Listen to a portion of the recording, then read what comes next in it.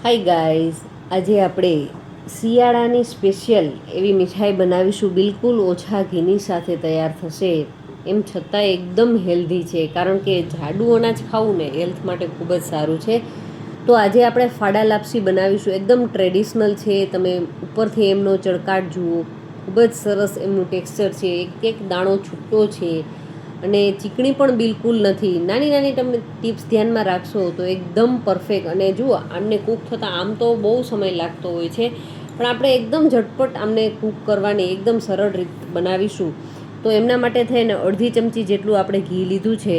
કુકરની અંદર આપણે એમને તૈયાર કરીશું, જેથી કરીને એકદમ ઝટપટ તૈયાર થશે. અને હવે એમની અંદર મેં કાજુ અને બદામના બે બે પીસીસ કરી લીધા છે. તો લગભગ બે પાંચ પાંચ છ છ નંગ જેટલા છે. તમે તમારી ટેસ્ટ મુજબ, અનુકૂળતા મુજબ તમે એમને એડ કરી શકો છો. આ રીતે આપણે ઘીમાં રોસ્ટ કરશું ને તો એકદમ ક્રન્ચી ટેસ્ટ આવશે. અધરવાઇઝ તમે એમનેમ જ એમને યુઝ કરવા હોય તો એ રીતે પણ કરી શકો છો. હવે તમે જોઈ શકો છો કે હળવો એવો કલર ચેન્જ થયો છે. તો બસ આપણે એમને કાઢી લેશું અને એમને સાઈડ પર રાખી દઈશું. અને કિસમિસને કોઈ ફ્રાય કરવાની જરૂર નથી. તો આપણા ડ્રાયફ્રૂટ છે એ સરસ કૂક થઈ ગયા બાદ આપણે એક નાનું બાઉલ ભરી કોઈ પણ એક કટોરી સેટ કરી લઈએ. તો મેં એક મીડિયમ સાઇઝનું બાઉલ છે એ બાઉલ ભરી અને દલિયા લીધા છે, જે બજારની અંદર એકદમ આસાનીથી મળી જાય છે. અને બસ હવે માત્ર એમની અંદર દોઢેક ચમચી જેટલું ઘી છે એ એડ કર્યું છે. કારણ કે ડ્રાયફ્રૂટ રોસ્ટ કરતી વખતે જે ઘી આપણે યુઝમાં લીધું હતું એમાં થોડું ઘણું ઘી બચ્યું હોય છે. તો એમાં બસ આ માત્ર 2 ચમચી છે ઘી. એમની અંદર ખૂબ જ સરસ છે આપણા દલિયા છે શેકાઈ જશે. તમે જુઓ, શરૂઆતમાં જે રીતે આપણે પોપકોર્નને ફૂટતા હોય છે એ જ રીતે આ ફૂટી અને એકદમ સરસ છે. એ આપણે લો ફ્લેમની ઉપર કામ કરીશું. થોડીક આપણે સમય આપવો પડશે, કારણ કે જેટલું લો ફ્લેમ ઉપર કામ કરશો ને એટલા દલિયા છે એકદમ સરસ રોસ્ટ થશે. અને જો સરસ શેકાશે ને તો એમની ફ્લેવર પણ ખૂબ જ સરસ આવશે.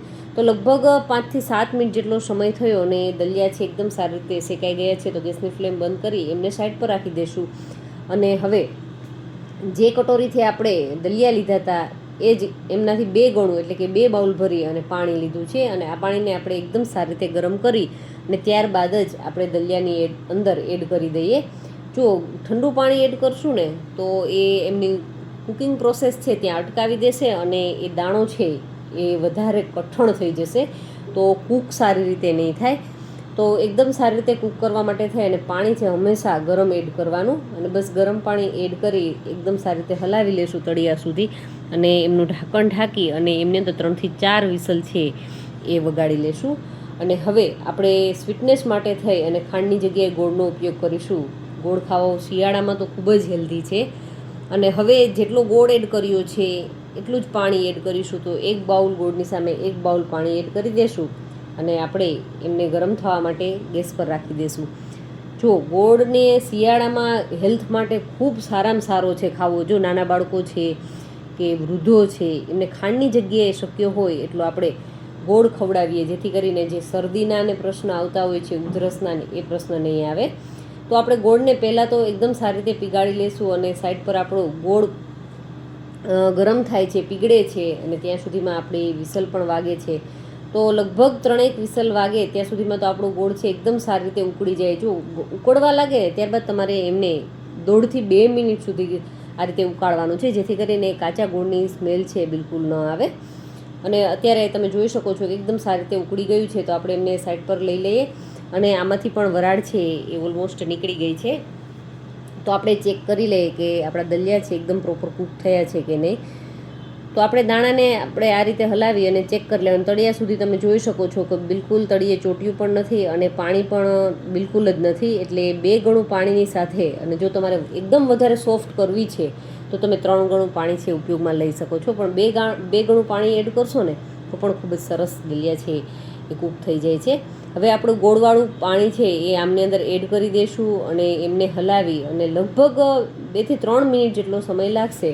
તો આપણું ગોળવાળું પાણી છે એકદમ સરસ દલિયાની અંદર એબ્ઝોર્વ થઈ જશે અને ઘી છે એ ધીમે ધીમે છૂટું પડવા લાગશે. અને શિયાળાની અંદર ખાઈએ તો સૂંઠને તો ખાસ ચૂક્યા વગર એડ કરવી જોઈએ. તમને સૂંઠની જગ્યાએ એલચી પાવડર એડ કરવો હોય તો પણ કરી શકો છો. અને થોડુંક મેં કોપરું પાવડર એડ કર્યું છે, એમના કારણે પણ ખૂબ જ સરસ સુગંધ આવે છે. અને જાયફળ પણ એડ કરી દઈએ તો જાયફળ છે ખાસ તો જે વૃદ્ધોને ઊંઘનો પ્રશ્ન હોય છે તો એ પ્રશ્નને જાયફળ છે એ સોલ્વ કરી દેશે. સારી એવી ઊંઘ આવશે, પ્લસ શરદી અને ઉધરસ નહીં થવા દે. અને પાણી છે ધીમે ધીમે બળવા લાગે ત્યારબાદ આપણે એની અંદર ડ્રાય ફ્રૂટ્સ છે આપણે રોસ્ટ કરેલા એ એડ કરી દઈશું અને બસ હલાવીને મિક્સ કરો. અને પાણી છે એકદમ બિલકુલ એબ્ઝોર્વ થઈ જાય ત્યારબાદ આપણે દલિયા છે, આપણી ફાડા લાપસી છે એકદમ ખાવા માટે રેડી થઈ ગઈ છે. તો બસ 2 થી 3 મિનિટ જેટલો સમય થયો છે અને તમે જોઈ શકો છો કે હવે ધીમે ધીમે ઘી છે એમાંથી છૂટું પડી ગયું છે અને દલિયા છે એકદમ પ્રોપર કૂક થઈ ગયા છે. બિલકુલ છૂટો છૂટો દાણો છે, બિલકુલ ચીકાશ પણ નથી. અને હવે ઉપર થોડીક શાઇનિંગ માટે અને એકદમ સરસ એમની ઘીની અરોમા છે આમની અંદર આવશે. તો ઉપરથી થોડુંક તમે ઘી છે એડ કરવું હોય તો કરી શકો છો અને સ્કીપ પણ કરી શકો છો. વધારે ઘી ન ખાવું હોય તો બિલકુલ તમે એમને સ્કીપ પણ કરી શકો છો. પણ માત્ર 2 થી 3 ચમચીની અંદર તો આપણી આ ફાડા લાપસી છે એકદમ સરસ રેડી થઈ જશે. અને તમે આ રીતે ક્યારેય ન બનાવી હોય ને તો હું તમને ચોક્કસથી સજેસ્ટ કરીશ કે બિલકુલ સરળ રીતથી તમે 5 થી 7 મિનિટની અંદર ગમે ત્યારે કંઈ પણ ગળ્યું ખાવાની ઈચ્છા થઈ અથવા તો બાળકોને કંઈક ખવડાવવું છે, પેટ તો આપણે ભરી દેશું પણ સાથે સાથે કંઈક હેલ્ધી ખવડાવ્યાનો આનંદ પણ આપણે લૂંટી શકશું. એવી સરસ મજાની આપણી ફાડા લાપસી બની અને ગરમા ગરમ તૈયાર થઈ ગઈ છે. ઉપરથી તમને લાગે તો ડ્રાય ફ્રૂટ્સ છે એમની કતરણ વધારે એડ કરી શકો છો, થોડું ઘી છે એડ કરવું હોય તો પણ કરી શકો છો.